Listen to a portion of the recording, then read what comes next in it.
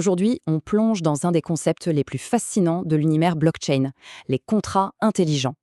Alors oubliez le papier, les avocats, les banquiers. On va voir comment un simple programme informatique est en train de complètement réinventer notre façon de concevoir un accord. Ça sonne un peu comme de la science-fiction, n'est-ce pas? Un contrat qui n'a besoin de personne pour s'assurer qu'il est respecté. Et pourtant, c'est exactement la promesse des smart contracts. Alors comment c'est possible? C'est ce qu'on va décortiquer ensemble. Voilà le programme. D'abord, on va définir simplement ce que c'est. Ensuite, on verra comment ça marche sous le capot. On explorera les applications concrètes, ce qui les rend si puissants, mais aussi leurs plus grosses faiblesses. Et on finira avec une analogie toute simple qui va rendre tout ça ultra clair. C'est parti. Bon, rentrons dans le vif du sujet. Qu'est-ce qui se cache vraiment derrière ces deux mots, contrat intelligent? Voilà la définition clé. Il y a deux choses à retenir ici. D'abord, c'est un programme informatique, du code, tout simplement. Et deuxièmement, et c'est ça la vraie révolution, il fonctionne sans intermédiaire. Plus besoin d'une banque, d'un notaire, d'une plateforme. La confiance n'est plus placée dans une personne ou une entreprise, mais directement dans le code. C'est lui qui fait le job. Et là, on voit bien la différence. D'un côté, le monde qu'on connaît. Des règles écrites sur du papier qui demandent une vérification humaine, ce qui amène des délais, des frais et bien sûr des risques d'erreur. Et de l'autre, un tout nouveau monde. Les règles sont dans le code, la vérification est faite par la blockchain, l'exécution est automatique et une fois lancée, plus rien ne peut être changé. C'est un changement total de logique. D'accord, on a le concept, mais techniquement, comment ça marche? Comment un bout de code peut faire tout ça? En fait, la mécanique de base est d'une simplicité déconcertante. Tout, absolument tout, repose sur cette logique. Si, alors. C'est le moteur du système. Si tel événement se produit, alors le contrat déclenche automatiquement telle action. Il n'y a pas de peut-être. Pour que ce soit bien concret, prenons l'exemple de l'achat d'un NFT. Le contrat est hyper simple. Si mon portefeuille de crypto-monnaie reçoit un Ether, alors je transfère la propriété du NFT à l'adresse qui vient de payer. C'est direct, c'est binaire, c'est automatique. Le résultat de cette logique si alors est assez bluffant. La transaction devient automatique, elle est instantanée, plus besoin d'attendre les horaires d'ouverture d'une banque, elle est transparente, parce que souvent le code est public et vérifiable par n'importe qui, et surtout elle est incorruptible. Le contrat ne peut pas changer d'avis ou oublier de faire son travail. Il est programmé pour obéir, point final.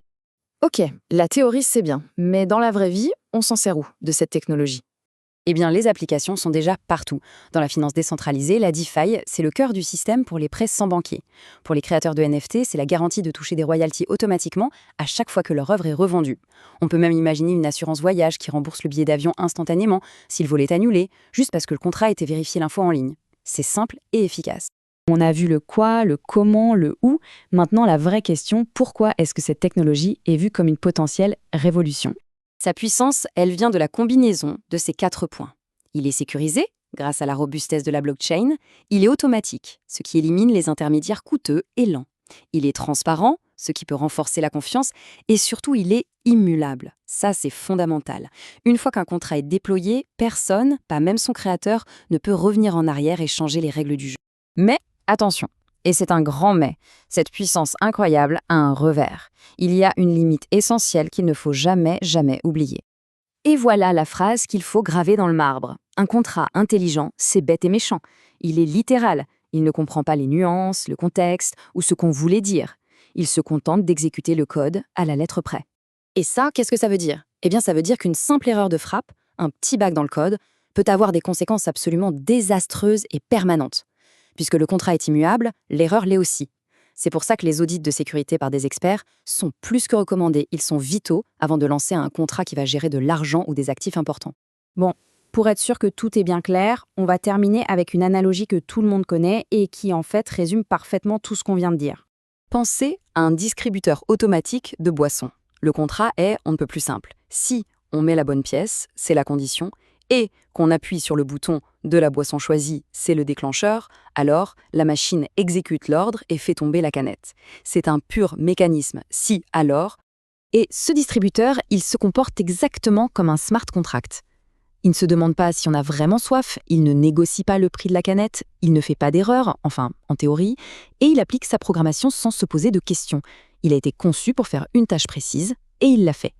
Et voilà, la conclusion, c'est ça. Un contrat intelligent, c'est tout simplement un distributeur automatique mais numérique. Sauf qu'au lieu de distribuer des sodas ou des chips, ils distribuent de l'argent, des titres de propriété, des droits d'accès, bref, n'importe quel actif numérique qu'on a défini dans un accord. Et tout ça, ça nous laisse avec une question assez vertigineuse pour l'avenir.